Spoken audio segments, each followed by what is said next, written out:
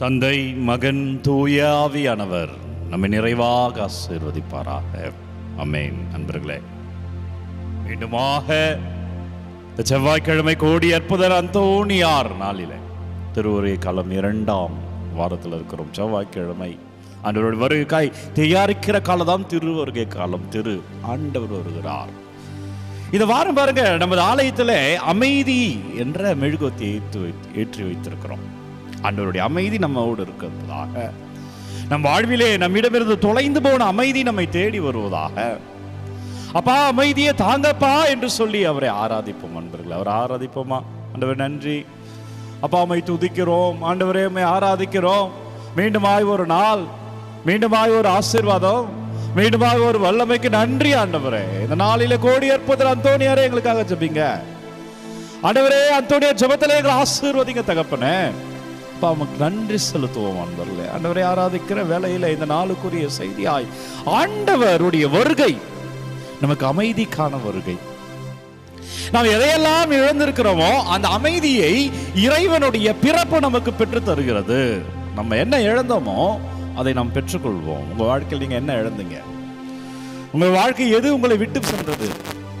உங்க வாழ்க்கையில எதை நீங்கள் இழந்து தவித்துக் கொண்டிருக்கிறீர்களோ அதை நான் தருகிறேன் என்பதுதான் இறைவனுடைய பிறப்பு, இறைவனுடைய ஆசீர்வாதம். இந்த கிறிஸ்துமஸ் அதுதான் நமக்கு. இந்த 2025 இறைவன் தருகிற ஆசீர்வாதம், என் மகளே, என் மகனே, நீ இழந்ததை பெற்றுக்கொள்வாய், நீ அபிஷேகமாய் பெற்றுக்கொள்வாய், நீ ஆசீர்வாதமாய் பெற்றுக்கொள்வாய். அதுதான் நற்செய்தியில, மத்தேயு நற்செய்தி 18வது அதிகாரம் 12-14 வரையில ஆண்டவர் இயேசுசாமி என்ன பண்றாருன்னா, 100 ஆடுகள், அது ஒன்றே ஒன்று காணாமல் போன ஆட்டை ஆண்டவர் தேடி போகிறார்.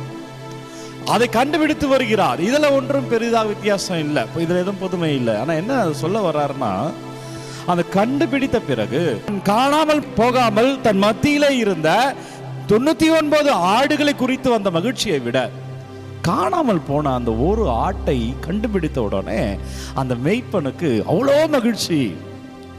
அப்ப ஆண்டவர் சொல்கிறார், இந்த கிறிஸ்து பிறப்பில் நான் உனக்காக வருகிறேன், நீ என்னிடம் வருகிற பொழுது நான் மகிழ்ச்சி அடைகிறேன். ஆண்டவருடைய பிறப்பு அதுதான். ஆண்டவர் பிறப்பு நம் இழந்ததை பெற்று தருவது. பாருங்க, யூதேய நாடு என்பது ஒரு ஒடுக்கப்பட்ட நாடாக இருக்கிறது. யூதேய நாடு என்பது பாபிலோனியர்களால், பாரசீகர்களால், கிரேக்கர்களால், ரோமியர்களால், எகிப்தியர்களால் ஒடுக்கப்பட்ட நாடு யூதேய நாடு. அதுல பெத்லகேம் என்பது ஒரு சிறிய பகுதி. அதுல மாட்டு தொழுவம் என்பது ஏழைகளுக்கான பகுதி என்றே சொல்லலாம், யாரும் மதிக்காத பகுதி என்றே சொல்லலாம். ஆண்டவருடைய பிறப்பு பாருங்க, அந்த ஒடுக்கப்பட்ட நாட்டிலே, அந்த ஓரங்கட்டப்பட்ட ஒரு ஊரிலே, ஒரு ஏழைகள் வாழ்கிற பகுதி தான் பெத்லகேம் பகுதி. அதுல ஒரு மாட்டு தொழுவத்தில் அவர் பிறக்கிறார்.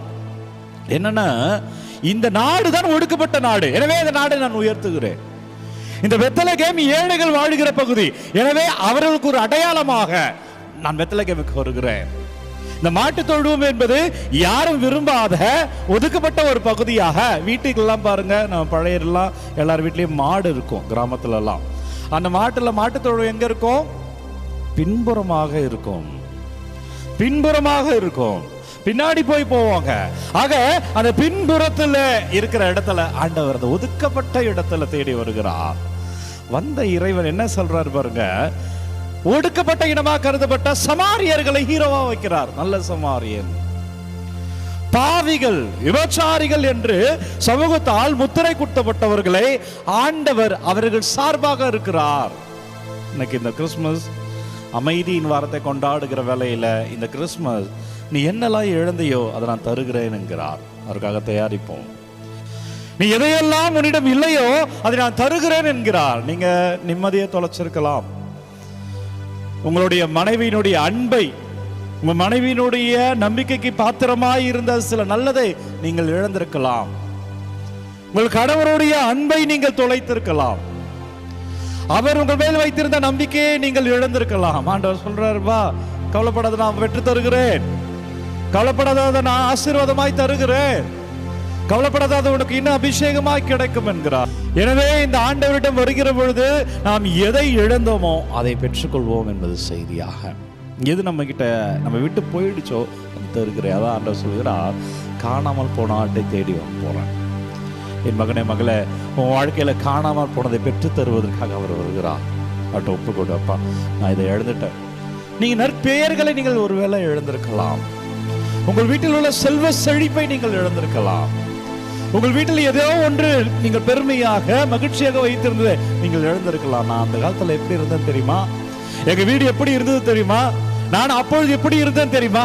ஆண்டவர் சொல்றார், உன்னை அப்படியாய் மாற்ற அவர் வருகிறார். அதான் அமைதி என்ற மெழுகுவர்த்தி. ஆலயத்தில் அமைதி என்ற மெழுகுவர்த்தியை ஏற்றி இருக்கிறோம். இந்த வாரம் முழுதும் அமைதியின் வாரமாக அமைதிக்காக தயாரிக்கிறோம். அமைதி அவர் தருகிறார். அவர் ஆசீர்வதிப்பார். அவர் கிருபையால் நாம் வாழ்வோம். எனவே பிரியமான இறையுறவுகளை, இன்றைய வாழ்த்தொலி ஆண்டவரின் நாள் அண்மையில் உள்ளது.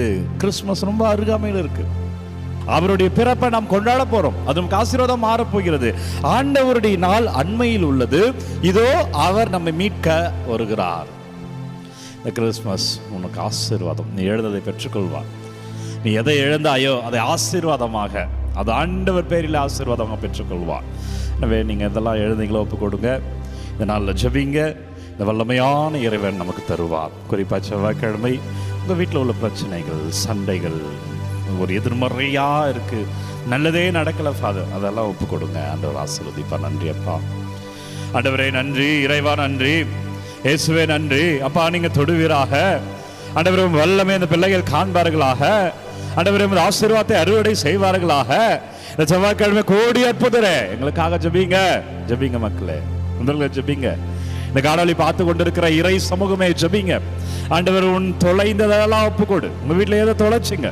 உங்க நிம்மதியை தொலைச்சிங்களா? உங்க மனதில் எதெல்லாம் காயங்கள், உங்க மனதில் எதெல்லாம் வலிகள், ஒப்புக்கொடு. ஒப்புக்கொடு. வாழ்வாய், வாழ்வாய். வல்லமையான நற்கருணை ஆண்டவர் நிறைவாய் ஆசீர்வதிக்கிறார். ஆண்டவர் பெயரிலே சாட்சியமாய் வாழ்வீராக. கோடி அற்புதர் அந்தோனியார் ஜெபத்தில் உங்கள் வாழ்வில் தீமைகள் எல்லாம் மறைந்து போவதாக, அபிஷேகமாய் மாறுவதாக. ஆண்டவர் கிருபையிலே நீங்கள் வாழ்வீர்களாக, அமைதியை பெற்றுக்கொள்வீர்களாக. எல்லாம் வல்ல இறைவர் நம்மை தந்தை, மகன், தூய ஆவியானவர் நம்மை நிறைவாக ஆசீர்வதிப்பாராக. ஆமென். இந்த நாளும் இனிய நாளே. அன்பர்களே, ஒவ்வொரு நாளும் விடியற் காலை 3 மணிக்கு இந்த ஆராதனை வழங்கி கொண்டிருக்கிறோம்.